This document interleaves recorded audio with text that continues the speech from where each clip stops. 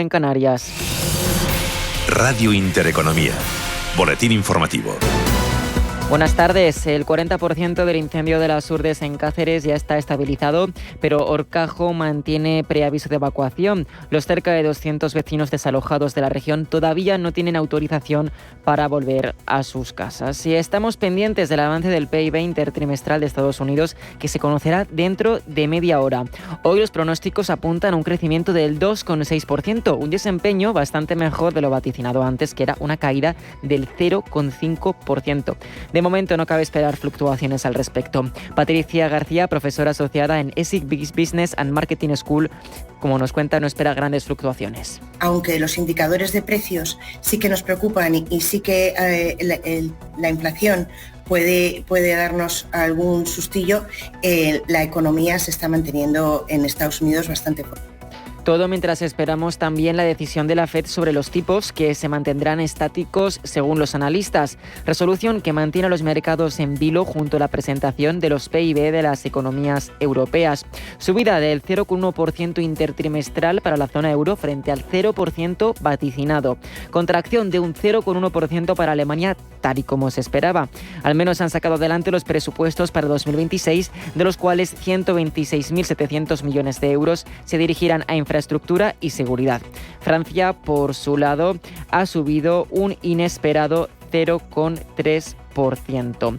En España, jornada de resultados empresariales que deja buenas noticias para Santander y para CaixaBank. En este momento, Santander aún así cae un 2,06%, caídas generalizadas durante toda la mañana. Por su lado, CaixaBank ha superado la mala racha de esta mañana de caídas y sube un 1,75%. El selectivo español sigue con Grifols a la cabeza, que sube un 7,46%, y va seguido de Solaria, que sube un 5,15%, y SACIR, que sube un 2,71%. En cuanto al resto de índices europeos, el Eurostoxx sube un 0,21% y se posiciona en los 5.390 puntos. En Alemania, el DAX 40 sube un 0,12% y escala a los 24.246 puntos. Y en París, el CAC 40 sube un 0,41% y llega a los 7.889 puntos. Por su lado, los futuros estadounidenses. En cuanto a los futuros estadounidenses, vemos que el S&P sube un 0,10% y llega a los 6.412 puntos, mientras el Nasdaq sube un 0,20% y llega a los 23.499 puntos. Y también miramos al mercado de las divisas. El euro, pendiente de esos datos macro de los PIB que hemos ido dando, cae un 0,15% frente al dólar. Otras noticias. Hoy Feijóo se reúne con las víctimas de la Dana tras 9 meses desde la tragedia. Escuchamos al presidente de la Asociación de Damnificados por la Dana, Christian Lesaec. Nosotros no venimos con la intención de reprochar, vamos con la intención de pedir ayuda. Vamos a hablar evidentemente de las desavenencias o problemas que tenemos de comunicación con la Generalitat Valenciana y de la figura de Carlos Mazón, que es una figura pues que produce bastante desafecto, inquietud, y sobre todo lo más importante para nosotros es que haya colaboración entre los dos gobiernos, el autonómico y el nacional. Desde el PP piden, por cierto, la dimisión del fiscal general, mientras desde el PSOE lo respaldan en el caso de revelación presunta de secretos. Escuchamos a la ministra de Inclusión, Elma Saiz. Respaldamos al fiscal general del Estado y me va a permitir que no podemos poner al mismo nivel a quien persigue al delito que a un presunto defraudador fiscal.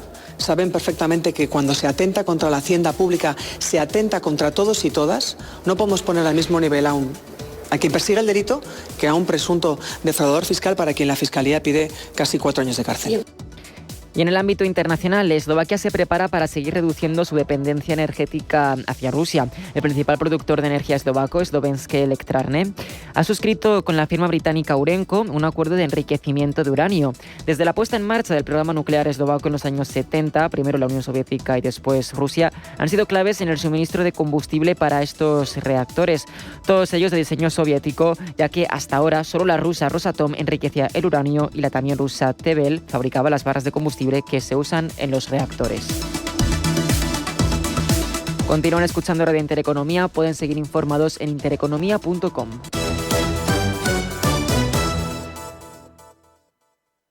A continuación les ofrecemos la redifusión del siguiente programa. En Radio Intereconomía, Pulso Geopolítico. Análisis sobre los nuevos desafíos mundiales. Presenta Rafa Jiménez. Bienvenidos a Pulso Geopolítico, donde ponemos la mirada en Roma con esos más de 80 jefes de Estado o de Gobierno que durante 2 días abordan el que, no nos engañemos, se perfila como uno de los mayores procesos de reconstrucción de un país en la historia contemporánea. Hay una cifra clave que lo resume todo: 524.000 millones de dólares, según estimaciones del Banco Mundial, la ONU, la Unión Europea, incluso el propio gobierno ucraniano. $500 millón de euros para levantar un país en ruinas. Pero esta línea nos deja ver también, en clave geoeconómica, en clave económica, en resumidas cuentas, la magnitud de la oportunidad. Esa delgada línea entre el drama humano y el cálculo geoeconómico es donde empieza esta reflexión. Volodymyr Zelensky acude al encuentro, como viene haciendo desde el 22, pidiendo ayuda, pidiendo armas, pidiendo dinero. Nadie puede, honestamente, reprochárselo. Intenta salir adelante y resistir ante una guerra que no comenzó, pero empieza a chocar con una creciente fatiga en las capitales occidentales. Es un conflicto que hay sobre la mesa en territorio de Ucrania que parece no tener fin, y al final, pues los intereses internacionales empiezan a desbordar la dimensión puramente heroica o defensiva de Ucrania. Estados Unidos, entre tanto, oscila entre la dureza retórica y una ambigüedad pragmática y encarna esa contradicción como nadie. Washington oscila como un péndulo entre el apoyo firme y el cálculo de intereses propios. Y sobre todo, de fondo, mientras lo hace, nos deja muy claro a los que observamos que cuando llegue el momento de reconstruir va a estar en primera fila, y lo tiene firmado. La reconstrucción de Ucrania va a ser un megacontrato. Ya hay licitaciones en marcha, como la mina de litio de Dobra, a 300 kilómetros de Kiev, que desarrolla una empresa estadounidense, en parte propiedad del gobierno, en parte propiedad de Ronald Lauder, un magnate cercano al propio Trump. Se está levantando incluso la Ucrania del futuro, en alguna medida, bajo las bombas. Y es que la lógica del negocio convive con la lógica de la guerra. Se reconstruye a la par que se destruye y se invierte mientras se sigue muriendo. La urgencia del campo de batalla contrasta con la lentitud, por otro lado, de la política europea, que no termina de ponerse de acuerdo, no termina de erigirse en protagonista de todo lo que rodea a Ucrania, con el tradicional desencuentro y jaula de grillos de los distintos interlocutores que llegan desde el viejo continente. Estados Unidos tiene el ojo puesto en el Indo-Pacífico, lo sabemos, donde se libra la partida que de fondo es realmente relevante, la contención de China. Precisamente aquí entra en toda la reflexión otro actor clave, Pekín, que no bombardea ni mucho menos, pero que sigue calculando, que sigue utilizando este conflicto para recopilar datos, para medir cómo reaccionan sus rivales occidentales, cómo se comportan, y aprendiendo a futuro por si le toca ser la protagonista a la Rusia de turno en el futuro. Y además dejando muy claro su planteamiento en palabras del ministro de Exteriores de Wang Yi: China no puede permitir que Rusia pierda en Ucrania. Una frase que además nos deja sin ningún margen a la interpretación. Es evidente y literal, no tiene más interpretaciones. Le sirve también, además de para todo esto, a China este conflicto para descentrar el orden global dominado por Occidente. Ucrania sirve para contener a Rusia, sirve para desgastar a Europa y sirve especialmente para distraer a Estados Unidos. Entre tanto, el patriotismo ucraniano, su impulso por no rendirse y por seguir luchando, se enfrenta a un mundo que ya está pensando en las fases futuras de inversión. Y nosotros nos preguntamos qué va a quedar de todo esto cuando caigan las últimas bombas. ¿Se va a recordar esa guerra de Ucrania como un punto de inflexión en la arquitectura de seguridad europea, o como un gran negocio, el negocio del siglo para las empresas constructoras de las potencias occidentales? Quizá la respuesta esté en un punto intermedio entre el idealismo de quienes luchan en las trincheras y el realismo de quienes ponen el dinero para soportar esa resistencia ante Rusia, porque Ucrania, es evidente por sí sola, lo sabemos, no lo habría podido mantener. Donde la lucha por la libertad nacional se entrelaza con los intereses de unas potencias que, más allá de retóricas solidarias bonitas, no se involucran sin calcular sus réditos a futuro. El mayor desafío para Ucrania Ucrania ahora mismo no parece solo resistir a Rusia, sino lograr que su futuro no sea aprovechado, su reconstrucción no caiga en beneficio únicamente de actores externos que terminen de una manera u otra expropiándola. En el fondo, el gran dilema aquí no es solo quién ganará la guerra, sino quién ganará con ella, quién ganará a futuro con el fin de la guerra. Habrá que preguntarse, sobre todo, si el sacrificio de tantos y tantos ucranianos no habrá terminado sirviendo a los intereses de unos pocos, porque la historia en retrospectiva nos enseña que muchas veces las guerras se libran por ideales, pero que se cierran con balances contables. Zelensky en Roma, lo vemos, vuelve a pedir, el mundo vuelve a escuchar, pero no parece una escucha sincera o desinteresada. En esta guerra vemos como nunca antes que el grito que sobrevuela las trincheras en Ucrania no es un grito de libertad o de patriotismo, es a vida dólares. Tal como señalamos habitualmente, nos vamos ya a hacer una pequeña parada, un alto en el camino, un tiempo de mensaje publicitario para la vuelta a comenzar a contarles qué es lo más relevante que sucede en el ámbito de la geopolítica, en el ámbito de las noticias internacionales. Lo hacemos como es habitual, primero con los titulares que elabora Blanca del Tronco. Como digo, un momento, no se vayan porque sigue Pulso Geopolítico en Intereconomía.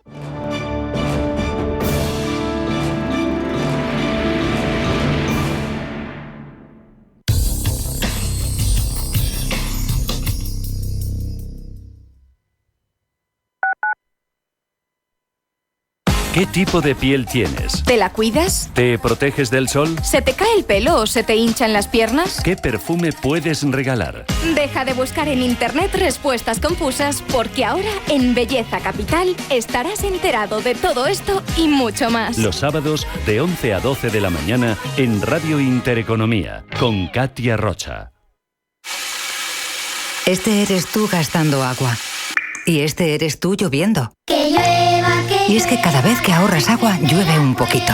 Tú puedes llover, yo puedo llover, todos podemos llover. Deja de mirar al cielo y empieza a llover un poco cada día. ¿Llovemos juntos? Canal de Isabel II. Cuidamos el agua. Los domingos a las 10 de la noche tienes una cita con El Club de los Negocios Raros. Un magazine dedicado al mundo de los libros. Actualidad, entrevistas, literatura y poesía tienen cabida en este espacio cultural de Radio Intereconomía.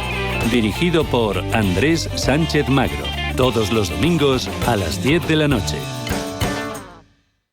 Atención inversor, únete al club de inversión de Grupos Eneas. Estamos especializados en la compra, reforma y venta de inmuebles y otros activos, ofreciendo rentabilidades muy atractivas. Coinvierte con nosotros. 91 639 0347. Grupos Eneas, tu aliado en la inversión.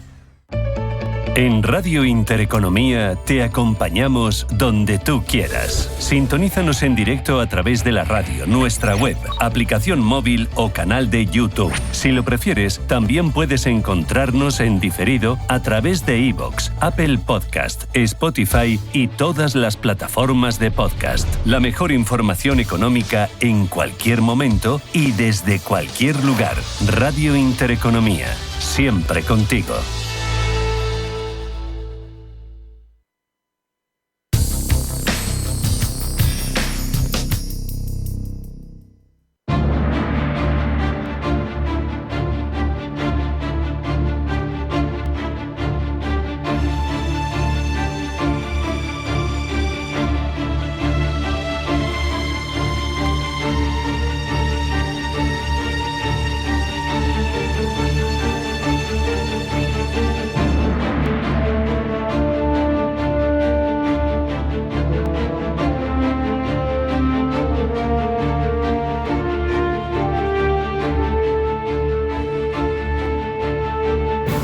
Es el segundo país más grande del mundo.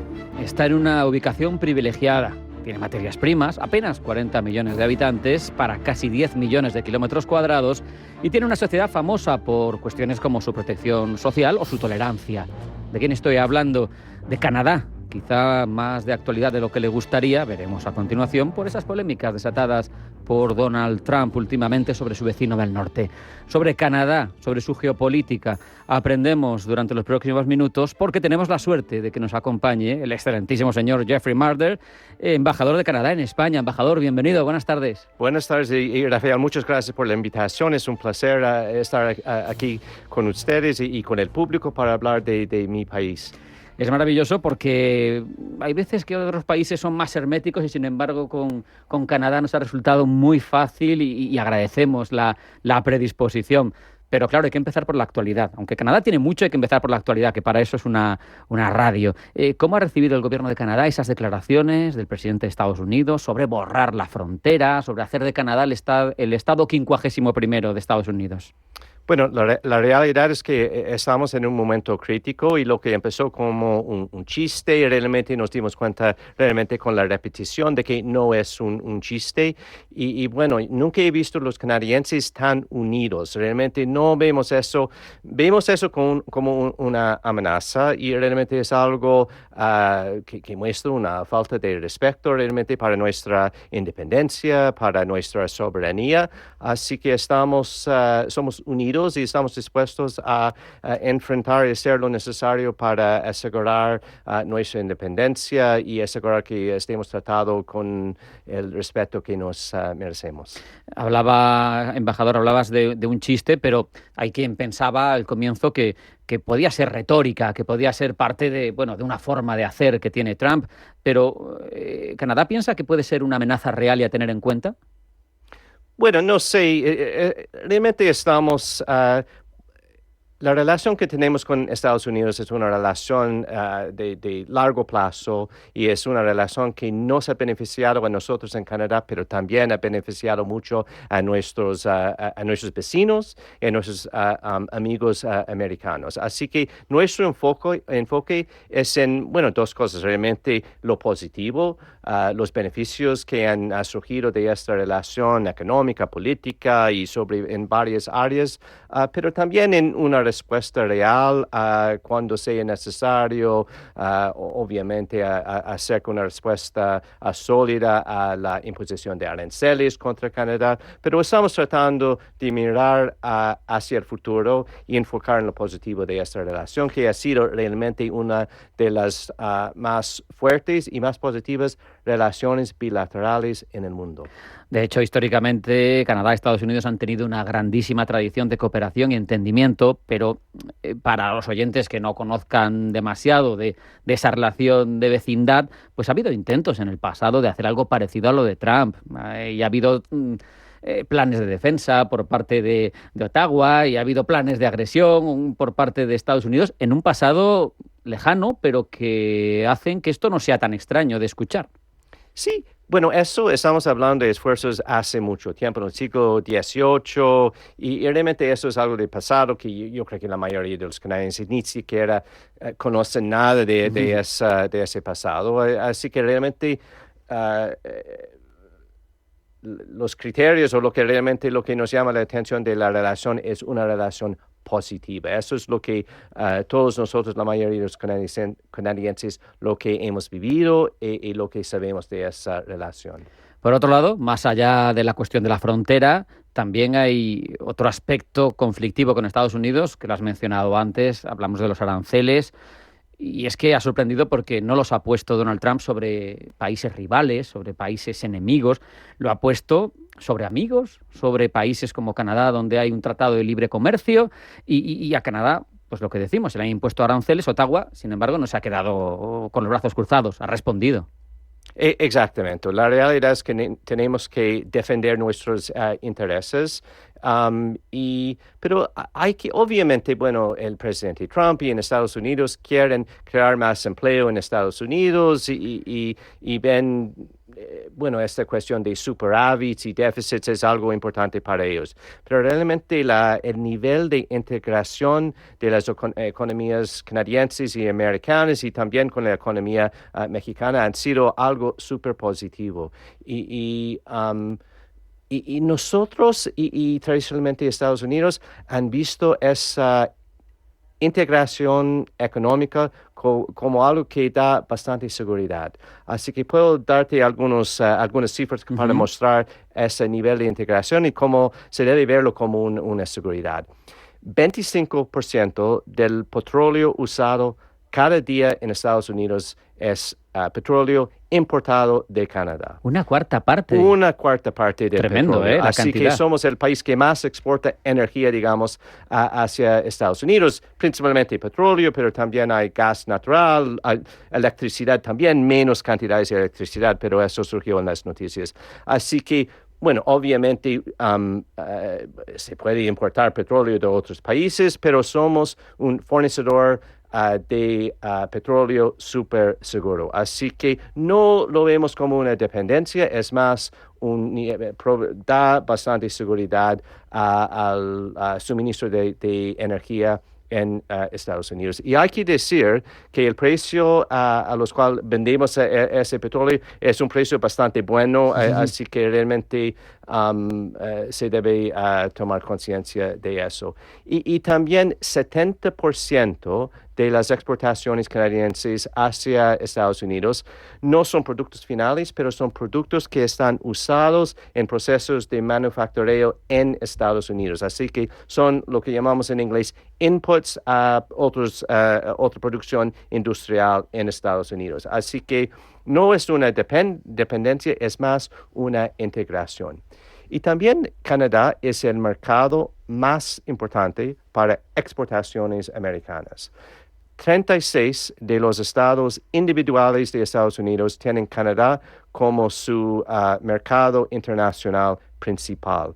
Y un poco más de eso, 40 y tantos estados exportan más de 1,000 millones, un valor de más de $1,000 millones de exportaciones cada año hacia Canadá.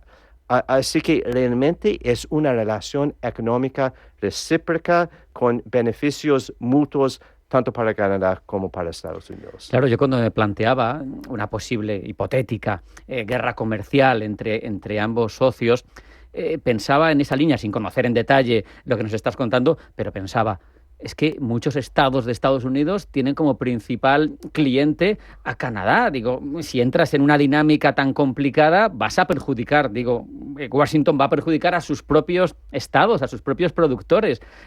Por ahí me parecía que sí que tiene herramientas Canadá para defenderse, aunque la diferencia de las economías sea tremenda por tamaño, porque ninguna se puede comparar con la estadounidense, pero hay muchas variables económicas como las que nos contabas, Jeffrey, que dejan claro que esa sinergia entre los dos países es muy positiva y que tampoco le conviene jugar a Estados Unidos, al presidente con esa relación. Exactamente.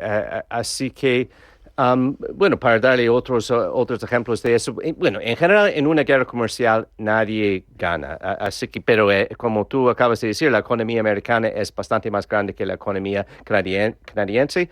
Así que nos va a costar, pero estamos a la esperanza de que se ponga fin a esta guerra. Pero para darte otro ejemplo de esa dependencia, en el Midwest de Estados Unidos, unas 6 más o menos refinerías de petróleo dependen 100% del tipo de petróleo heavy crude que exportamos hacia Estados Unidos. Así que es un ejemplo más de esa dependencia. Están totalmente interrelacionadas las dos economías. Sí, así que eso va a aranceles impuestos a exportaciones canadienses.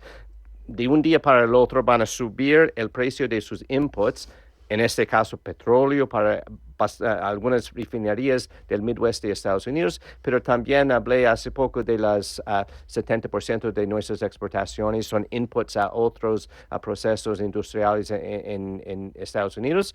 Los precios de esa producción van a subir. Claro. ¿Y quién va a pagar el costo? Los consumidores americanos. Así que Él verá, exactamente. Por otro lado, esta relación ahora mismo complicada, coyunturalmente, circunstancialmente complicada, te pregunto, Jeffrey, ¿cómo puede afectar a otros aspectos de la relación entre vecinos que son tradicionalmente muy positivos y fundamentales para la seguridad? Me refiero a colaboración en NORAD, colaboración en OTAN, porque al final esa relación también no tiene solo un aspecto económico, también lo tiene el aspecto militar, ¿no? Por ejemplo. Exacto. Y bueno, esa relación de seguridad en el contexto de la OTAN ha sido una piedra angular de nuestra relación. Obviamente mucho está cambiando en las últimas semanas, mucho ha cambiado. El mundo que existía o la realidad geopolítica que existía hace un par de meses atrás ya es muy diferente. Pero bueno, hemos hecho muchas inversiones en NORAD, es lo que el sistema que compartimos con Estados Unidos para la defensa del norte de nuestro continente y sí mismo antes de las elecciones del presidente Trump, hemos anunciado unas nuevas inversiones en el sistema de NORAD. Un punto importante que ha hecho Estados Unidos, el presidente Trump, pero Estados Unidos desde hace mucho tiempo, es que otros países, y estoy hablando de Canadá, estoy hablando de España, estoy hablando de otros países europeos, tenemos que aumentar nuestro gasto en defensa y como podemos ver, estamos haciendo todo. No podemos depender tanto de Estados Unidos, hay que tener un equilibrio mucho mejor. Tenemos este objetivo de invertir por lo menos 2% del PIB en la área de defensa y ni Canadá ni España estamos en ese nivel, pero tanto Canadá como España hemos hecho compromisos para subir este gasto en defensa. Así que estamos en eso y estamos a la esperanza de esa colaboración entre Canadá, España, países europeos, la OTAN y con el apoyo de Estados Unidos va a continuar siendo la alianza más importante en nuestra historia. Hablamos de otras alianzas, si me permites, porque igual la gente no lo sabe. También me gusta hacer pedagogía sobre la dimensión también y cómo se orienta la geopolítica de los países a los que invitamos, porque Canadá, estando donde está ubicada, claro, y preocupándose de la defensa del norte del continente, pero está con relaciones también, forma parte de los Five Eyes, ese grupo famoso de países y tiene conexiones con Quad, con AUKUS, que se ocupan de otra parte del mundo lejana, pero al final Canadá tiene una proyección en defensa muy internacional. No, exacto. Tenemos 4 fronteras, una frontera muy grande con Estados Unidos y océanos en la costa pacífica, en la costa ártica y en la costa atlántica. Así que somos miembros de la OTAN, tenemos una relación súper importante con los países de la región Indo-Pacífica, somos miembros de el Acuerdo de Libre Comercio CPTPP. Y el Ártico, es parte de quienes somos. Estamos súper conscientes de que los cambios climáticos están cambiando la realidad en el extremo norte del mundo. Y antes, el hecho de que toda esa área estaba congelada para la mayor parte del año le daba bastante seguridad. Pero eso ha cambiado con los cambios climáticos, así que eso requiere más inversiones y para nosotros es súper importante que esa área, la área ártica, sea gobernado por los países árticos y hacemos mucha colaboración en ese sentido en el marco del Consejo Ártico. Y somos miembros, Estados Unidos también es miembro, los países nórdicos son miembros. Otro miembro más complicado es Rusia y con su invasión a Ucrania realmente eso ha cambiado la situación y no puede ser negocios como claro. Normal. Así que eso ha congelado, si puedo usar un poco el término, algunas actividades del Consejo Ártico, pero a pesar de eso, seguimos nuestra colaboración tanto con Estados Unidos como con los países árticos y justo en el último medio año hemos sido en Canadá anfitrión de 2 reuniones de los cancilleres de los países árticos. Ha sacado el asunto del Ártico interesantísimo, no solo en la parte geoeconómica por las rutas logísticas que se abran por esa zona, sino en la parte geopolítica. Hay un conflicto ahí también con Estados Unidos, de otra índole, de otro tipo, en el paso del noroeste. Se considera por parte de Canadá una vía interna aguas interiores. Estados Unidos dice que no, que es un paso navegable internacional, y eso es otro motivo de fricción. ¿Cómo lo defiende Canadá esto? Sabes que yo no usaría la palabra fricción. Obviamente hay puntos, tenemos perspectivas diferentes, pero la manera de arreglar esas diferentes de punto de vista es a través de la ley internacional, basado en las normas establecidas por varios tratados, sobre todo en este caso UNCLOS, que es la ley del mar, no sé si se llama así en español, y hace, ni siquiera 2 años atrás, después de una diferencia con Dinamarca sobre una isla que se llama Isla Han en inglés, a través de negociaciones, muchas conversaciones basado en la ley internacional, hemos llegado a un acuerdo para establecer dónde quede exactamente la frontera en esta isla y la frontera en el mar entre Canadá y Dinamarca. Así que basado en las normas, basado en la ley internacional, es la mejor manera de ponerse de acuerdo sobre puntos de diferencia. Es también muy interesante y muy goloso para los países que pueden tener intereses una zona tan rica como esa, y ahí vuelve a haber, no digamos conflicto, no digamos fricción, que no te gusta, pero al menos discusión, porque las riquezas más allá de las 200 millas propias que tiene cada país de aguas, hay países con intereses en el Ártico que ya han acudido a pedir esa plataforma continental extendida. ¿Por qué? Pues obviamente para que los oyentes lo entiendan, porque lo que hubiera en el subsuelo de petróleo, por ejemplo, o de gas, pues correspondería a esos países. Y aquí ya tenemos otra vez a los miembros, supongo, del Consejo Ártico, a los miembros que tengan intereses por costas en esa zona, pidiendo, extiéndeme mi dominio, y eso ahí entran en colisión unos dominios con otros, se cruzan, se solapan. ¿Cómo lo gestionamos? Bueno, hay que admitir que yo no soy abogado, no soy experto en el tema, pero realmente a través de la ley internacional es la única manera de establecer las normas, y somos un principio importante para nosotros es de que esta parte del mundo tiene que ser gobernado y controlado por los países árticos. Y también con mucha participación de los pueblos que viven en esas áreas del mundo, y muchos de esos pueblos principalmente son pueblos indígenas, el pueblo inuit, pero también otros pueblos indígenas que viven en el extremo norte de Canadá y otros países árticos. Obviamente las actividades de Rusia y facilitando participación, actividades de China, nos preocupa un poco porque hay que mantener el enfoque en la realidad de que los países árticos tienen que ser los que lideran y gobiernen esos territorios del extremo norte. Más allá de todas estas cuestiones que hemos planteado hasta ahora, embajador, defínenos líneas estratégicas de Canadá en su política exterior. ¿Cuáles serían las que os impulsan? Bueno, hemos hablado de la geopolítico un poco.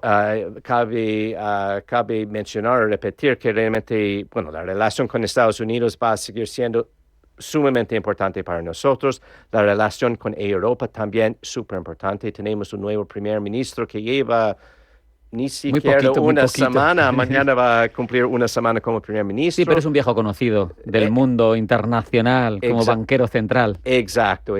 Y estamos súper orgullosos de nuestro primer ministro. El primer viaje que hizo internacional fue venir aquí a Europa con paradas en París y en Londres, después de volver a Canadá y hacer una visita a la ciudad de Iqaluit en el extremo norte de Canadá. Así que Europa es súper importante para nosotros. También mencioné la relación que tenemos importante con la región Indo-Pacífica, y tenemos a través de varios acuerdos de libre comercio, tenemos asociaciones importantes con esa área.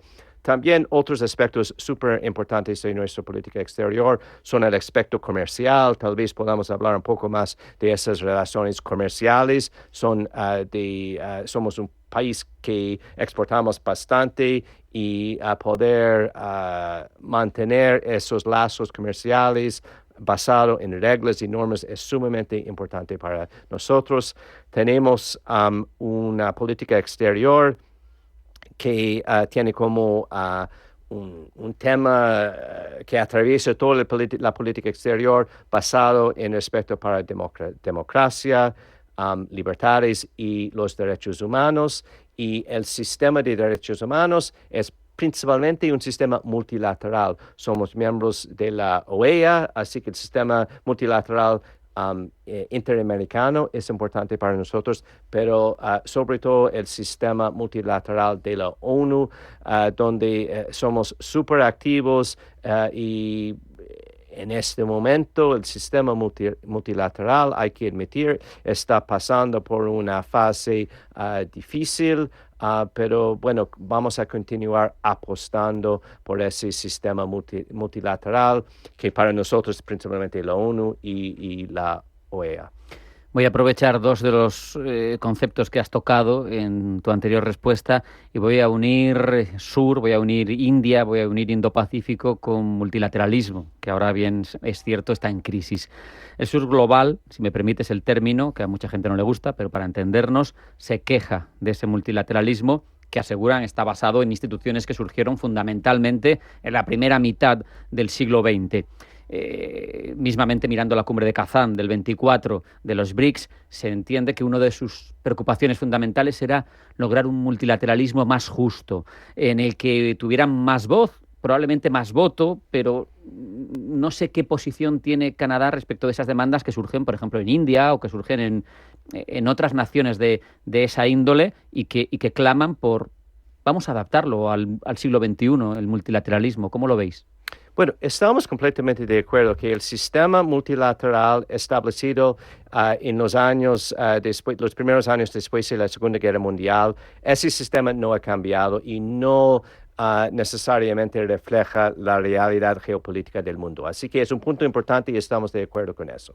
Para dar un ejemplo de una área donde estamos trabajando y junto con España, tanto Canadá como España somos miembros de un grupo informal, yo creo, que se llama Uniendo por Consenso, que tiene un enfoque en la reforma del Consejo de Seguridad de la ONU. Así que para darle mejor representación geográfica, es una lucha un poco difícil, pero es una área donde realmente desde hace muchos años Canadá y España y varios otros países hemos estado trabajando para mejorar, yo diría, el sistema multilateral internacional, basado en ese punto importante que no ha cambiado desde su creación o no ha cambiado de una manera significativa desde su creación para reflejar esa realidad.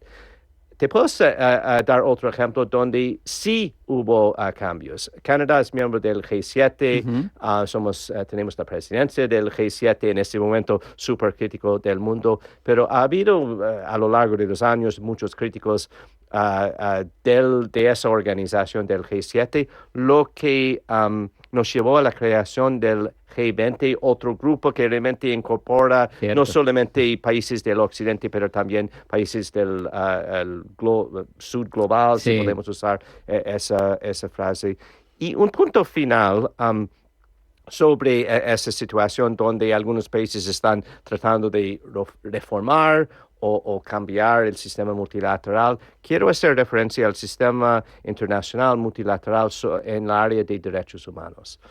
Ese sistema con el Consejo de Derechos Humanos y otras instituciones, la oficina del Alto Comisionado de Derechos Humanos basado en Ginebra, está pasando por un momento muy difícil. Bueno, primero hay el problema de financiamiento que afecta el sistema de la ONU enteramente. Sí. Pero también algunos países están diciendo que esos sistemas de derechos humanos es una imposición de la parte de varios países occidentales, lo que realmente no es el caso. Y si cuando miramos hacia atrás eso fue en el año 1948 cuando fue acordado la Declaración Universal de los Derechos Humanos. Hubo participación en términos de los ¿cómo se dice? Los redactores, digamos, de la declaración de todas las regiones del mundo. Y cada país tiene la oportunidad de ratificar los convenios y los tratados del sistema. Así que lo que significa es no una imposición, es que los países que han ratificado los convenios y los tratados de ese sistema es simplemente cumplir con sus compromisos que han entrado voluntariamente. Así que es un punto importante para nosotros en Canadá y yo creo que en España también. El problema, embajador, es que tienes los países islámicos que no lo han firmado y que tienen su propia Declaración Universal de Derechos Humanos Islámicos y todo eso implica 1.500 millones de personas. Hay mucha deriva, pero se nos va el tiempo y nos vamos a quedar sin muchas preguntas. Te quería hacer una pregunta incómoda. La relación de Canadá o la gestión de Canadá de dos asuntos como lo de Huawei, la detención de la directora general, las acusaciones de Estados Unidos y la extradición, que supongo que ha enfriado las relaciones con China, y lo que ha pasado con presuntos asesinatos por parte de India de miembros destacados de la comunidad Sikh en territorio canadiense. Son dos rivales, vamos a decir, muy complicados, las dos naciones más pobladas del mundo, para tener enfrente, para estar enfadado con ellos. ¿Cómo lo ha gestionado esto Canadá? Bueno, hemos visto en los últimos años, en varios aspectos, evidencia de interferencia de otros países o actores apoyados por otros países en nuestra política, en nuestras campañas electorales. Y es algo que tomamos muy en serio. Hubo una comisión para estudiar cómo estaban todos los aspectos de esta interferencia internacional en nuestras elecciones y nuestra política. Hemos establecido algunos mecanismos y hay un consenso en Canadá que realmente es algo que tenemos que tomar de aquí en adelante más en serio, asegurar que no hay oportunidades para actores extranjeros para hacer interferencia en nuestra política o de otras maneras en nuestra sociedad. Nos vamos quedando sin tiempo. No puedo privarme de preguntarte, antes de que se nos vaya y me quede sin hacerlo, sobre la vocación a futuro de la geopolítica canadiense, teniendo en cuenta que al final sois un país muy brillante en muchas cosas, pero sois un país muy joven. Oficialmente tiene menos de un siglo la independencia, aunque de facto tiene más tiempo. Te pido una aspiración para Canadá a medio largo plazo. Bueno, como decía antes, nunca he visto los canadienses tan unidos. Así que realmente eso, el resultado de una amenaza, una presión exterior, pero eso me da mucho optimismo, que realmente hemos creado en pocos años, en algunas décadas, yo diría un poco más de casi 160 años, pero obviamente el Estatuto de Westminster es un aspecto de eso, pero en poco tiempo hemos creado una sociedad basada en unos valores, una sociedad con una descendencia indígena importante, con influencia inglesa, francesa, pero también una sociedad multicultural donde hemos dado la bienvenida a inmigrantes, refugiados de todas partes del mundo. Hemos creado un sistema social de apoyo. También dependemos mucho en el mercado, así que apoyamos los negocios y todo eso. Así que soy optimista que esta unidad que hemos encontrado, este patriotismo que hemos encontrado en las últimas semanas, los últimos meses, van a ayudarnos realmente a seguir adelante para asegurar que este país que hemos creado va a continuar siendo una fuente de riqueza para sus ciudadanos y un modelo para otros en otras partes del mundo. Y ya lo digo yo, aprovechando que tenéis una forma institucional muy peculiar con esa jefatura de Estado en un monarca británico, pues igual puede ayudar a que sigamos estrechando lazos con la Unión Europea y a que sea todo exitoso y a que vayamos a futuro de la mano, porque seguro que será sinérgico y positivo para los dos. Y Jeffrey Marder, embajador de Canadá en España, un placer, un verdadero placer hablar contigo. Hubiéramos estado hablando mucho más tiempo, pero se ha acabado. Aquí es lo que manda el tiempo en la radio. Muchísimas gracias. Muchas gracias por recibirme y estoy, en otras ocasiones, espero que haya otras ocasiones para hablar más de mi país. Te tomo la palabra.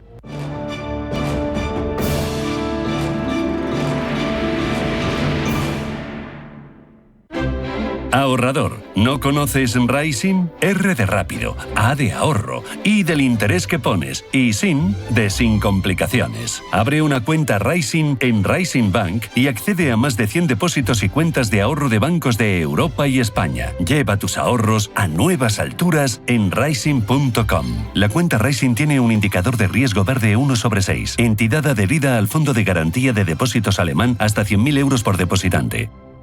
Hemos encontrado un nuevo sabor. Un sabor que ya existía, pero que quizá se había olvidado. ¿Y cómo se consigue? Con tierra de verdad, agua de verdad y personas de verdad. Aragón es de verdad y sus alimentos saben de verdad. Aragón, sabor de verdad. Gobierno de Aragón. Radio Intereconomía es la mejor plataforma para dar a conocer, relanzar y poner voz a su empresa. Nuestro equipo comercial le asesora para conseguir sus objetivos. Contacte con nosotros en el 91 999 21 21 o escribiendo a comercial@intereconomia.com. Radio Intereconomía, la radio de las empresas.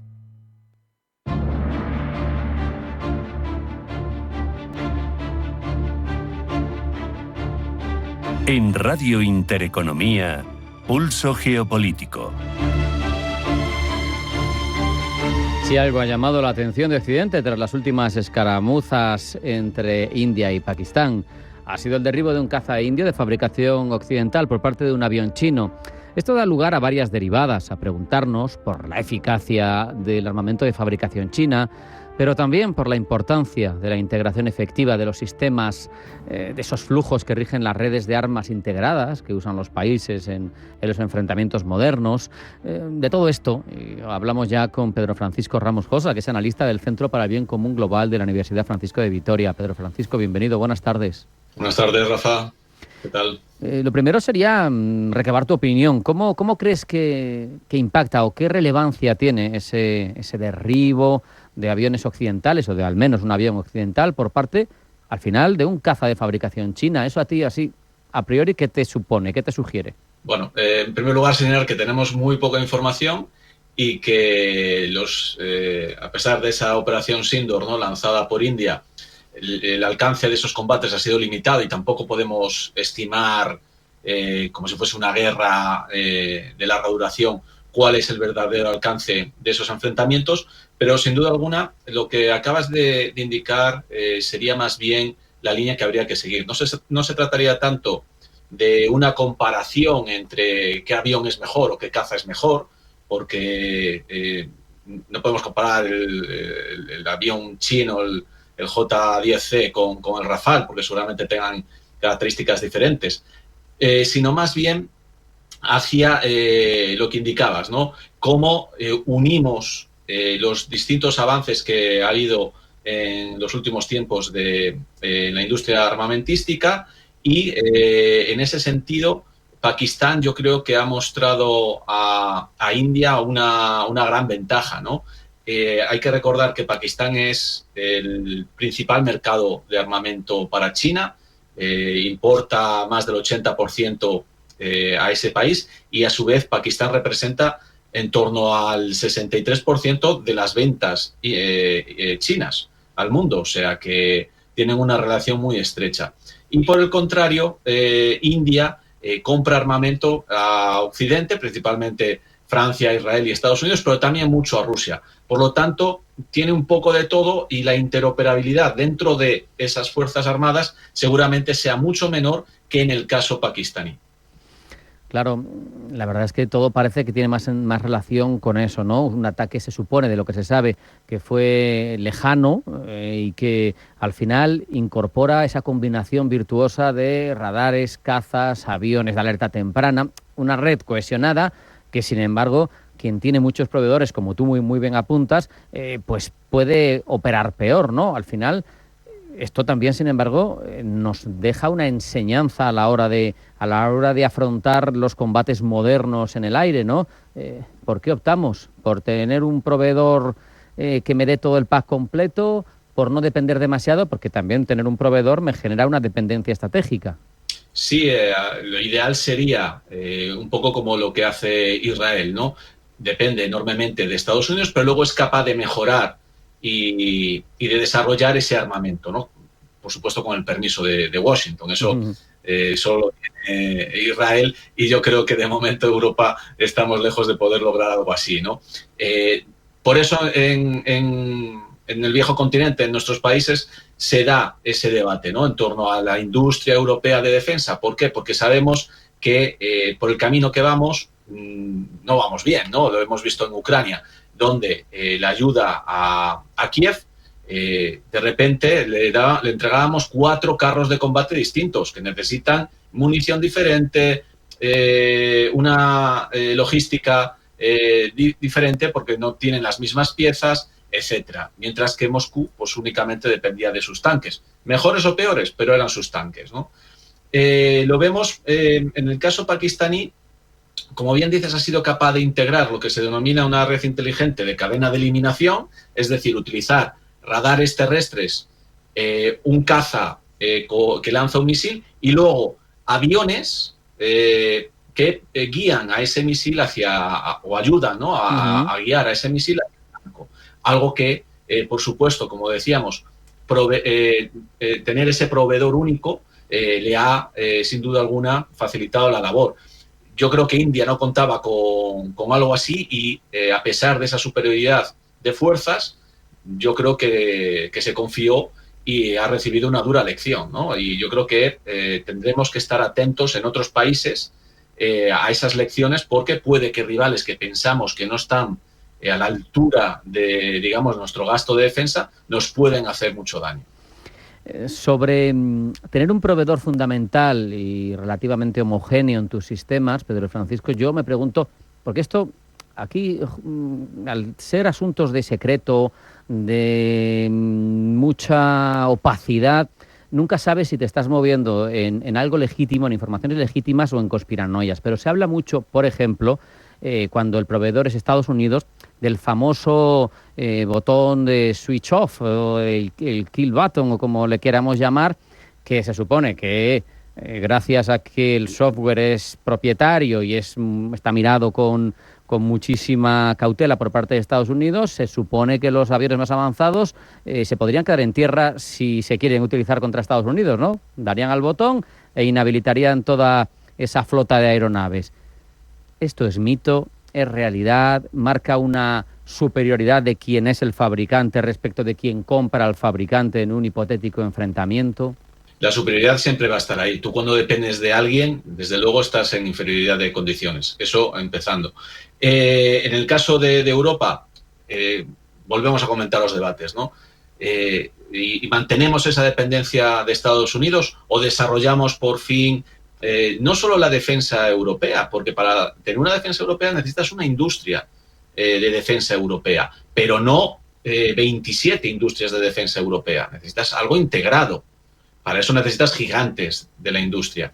En el caso chino es bastante sintomático, ¿no?, lo que ha pasado entre India y Pakistán, porque claro, tarde o temprano ese desarrollo tecnológico que se está dando en muchos campos en China, pues tenía que llegar y se tenía que mostrar en el campo bélico, ¿no? Yo creo que es un gran escaparate, máximo teniendo en cuenta ahora lo que está pasando con Rusia, que Rusia ha dejado de vender al exterior porque se está concentrando en la invasión de Ucrania. Así que para China esto es un regalo, ¿no? Habrá que ver, ¿no?, en el futuro, pero desde luego depender de alguien para que te venda las armas es sin duda alguna un gran desequilibrio, ¿no? Pero aunque exista o no exista realmente ese botón, vas a depender para todo, para piezas de recambio, para el desarrollo, ¿no?, de la actualización de esos equipos, el entrenamiento, etcétera. Por lo tanto, de cualquier modo, si no tienes una industria propia, vas a depender del exterior, y eso siempre es una mala noticia para tu independencia. Dando por hecho, más allá de que hay que matizar mucho, pero que esto ha sido una demostración práctica de capacidades chinas importante, porque al final se ha aprobado sus sistemas en un teatro de operaciones real. Ya no estamos hablando de hipótesis, funcionan, no en situación de enfrentamiento. ¿Esto puede condicionar futuras decisiones de adquisición de armamento por parte de otras naciones, no te digo de Europa, que no vamos a desprendernos de la dependencia de Estados Unidos para tener la China, pero sí me refiero a muchos países del sudeste asiático que pueden tener situaciones conflictivas y que a lo mejor encuentran ahí un nuevo proveedor, y eso a su vez puede tener incluso un efecto en la seguridad de la zona, ¿no? Porque hay una escalada armamentística. No sé cómo lo ves. Bueno, para China, desde luego, es un elemento de poder más y de influencia. Para el resto, como indicabas antes, pues de dependencia. No sé hasta qué punto los actores van a tener que buscar el equilibrio, ¿no? Lo mejor, yo, si fuera un estadista del sudeste asiático, me inclinaría por diversificar un poco también mi agenda de compras. Desde luego, siendo consciente de esa necesidad, ¿no?, de cohesionar todo el armamento y lo que no es armamento, porque como vemos en Ucrania también todo el tema de adaptar drones al campo bélico, en fin, se trata, yo creo que de integrar lo que es todo el sistema que tengas, tanto económico, financiero, industrial, a una hipotética situación de guerra. ¿Qué está haciendo Rusia en los últimos tiempos? Se está centrando completamente en el éxito de la invasión de Ucrania. ¿Por qué? Porque se está dando cuenta de que con esa operación especial del principio no le vale. Claro. Y entonces se ha volcado completo y ha buscado socios en Corea del Norte, en China, en Irán, y está completando lo que Rusia no puede con otros proveedores. Al final, como digo, todo dependerá de el entrenamiento, la táctica que seas capaz de desarrollar y la capacidad para, como digo, cohesionar todos esos elementos y lograr una ventaja competitiva incluso ante rivales que en teoría son superiores para ti.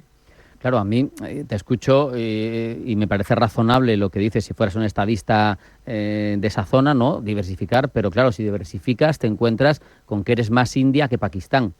Entonces, claro, empieza otra vez todo el razonamiento a intentar planteártelo a ver cómo es más eficaz, ¿no? Porque tengo que ser homogéneo, tengo que tener esa línea de desactivación, ¿no?, de denegación que decíamos. ¿Cómo lo hago? Porque si homogeneizo, dependo. Si diversifico, malo por un lado y bueno por otro. Es complicado. Sí, el ejemplo es Israel. Es desarrollar tu propia industria de, digamos, no de armamento, sino de I más D más I, ¿no? Y lograr esa integración de distintos sistemas. Desde luego, no es algo sencillo, pero depender únicamente, y en este caso menos aún, de un sistema como es la República Popular China, ¿no?, un sistema comunista que ya sabemos que su principal objetivo es convertirse en primera potencia mundial de aquí a 2049, pues hombre, no sé si depender por entero, a pesar de esa necesidad de tener algo integrado, es una buena táctica, ¿no? Como digo, no solo se trata de comprar, se trata también internamente de desarrollar la capacidad para luego poder utilizar de forma inteligente todo ese armamento. Y no solo el armamento, como digo, todo lo que esté a tu alcance, ¿no? Por eso es importante también todo el tema de patentes, de investigación, en fin, lo que hemos en Europa dejado atrás durante tantos años y en España especialmente, ¿no?, que casi no le prestamos atención, nos dedicamos más a ver qué lenguas son oficiales en Europa, porque eso es lo que me permite seguir gobernando, pero lo que a mi país le permite ser independiente y soberano, no le prestamos atención, ¿no? O sea que no son buenas noticias, desde luego. Pues con esa reflexión nos quedamos. Pedro Francisco Ramos Josa, analista del Centro para el Bien Común Global de la Universidad Francisco de Vitoria. Muchas gracias. Hasta la próxima. Un abrazo. Un abrazo.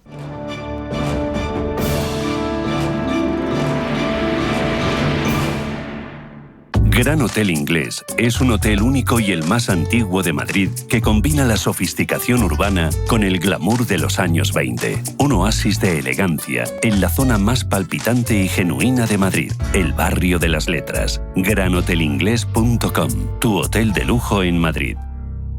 ¿Sabes que tomando 2 litros de agua Sierra Cazorla te aporta el 30% de magnesio que necesita tu cuerpo? Y además es baja en sodio. No existe otra igual. Agua mineral Sierra Cazorla. Antes de que amanezca te acompaña, escucha y ameniza las mañanas en Radio Intereconomía. Antes de que amanezca, con Guillermo Sancho Muela. De martes a viernes, de 6 a 7 de la mañana, en Radio Intereconomía.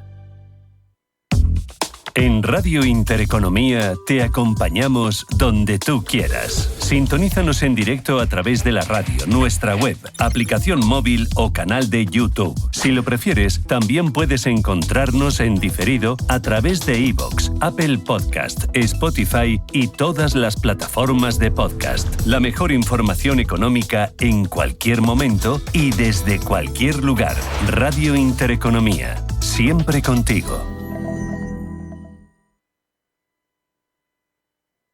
Radio Intereconomía, la radio de los negocios para estar bien informado. Eres lo que escuchas.